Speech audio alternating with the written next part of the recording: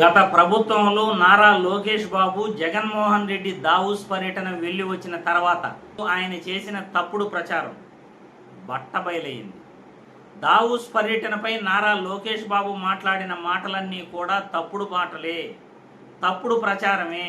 జగన్మోహన్ రెడ్డిపై ఏ విధంగా తప్పుడు ప్రచారం చేశాడు ఈ వీడియో ద్వారా మీకు చూపించబోతున్నాను. Please watch the video.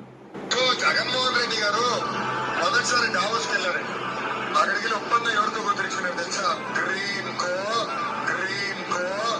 ప్రత్యేకించి గ్రీన్ కో కంపెనీ చాలా world leading green energy company అది.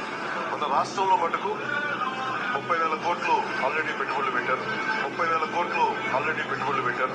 ఇప్పుడు దాకా వాళ్ళు 12,000 మందికి ఉపాధి అవకాశాలు కల్పించారు.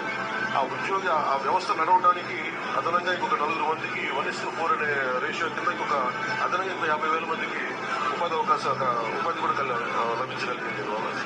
2021లో ప్రారంభమైన ప్రాజెక్టు చాలా తొందరగా స్టార్ట్ చేసి ముందుకు తీసుకెళ్లారు. చూశారుగా, దావూస్ పర్యటన వెళ్లిన జగన్మోహన్ రెడ్డిపై, గ్రీన్ కోపై, పెట్టుబడులపై మీరు చేసిన తప్పుడు ప్రచారాలన్నీ, అవాస్తవాలన్నీ పవన్ కళ్యాణే క్లియర్గా చెప్పేయటం జరుగుతున్నది. గ్రీన్ కో ద్వారా దాదాపు 30,000 కోట్ల పెట్టుబడులు రాష్ట్రానికి వచ్చాయి. 12,000 మందికి ఇప్పటి వరకు ఉపాధి కలిగింది. 50,000 మందికి ఉద్యోగాలు వచ్చాయి అని క్లియర్గా పవన్ కళ్యాణ్ గారు కొట్టొచ్చినట్టు చెప్తున్నారు.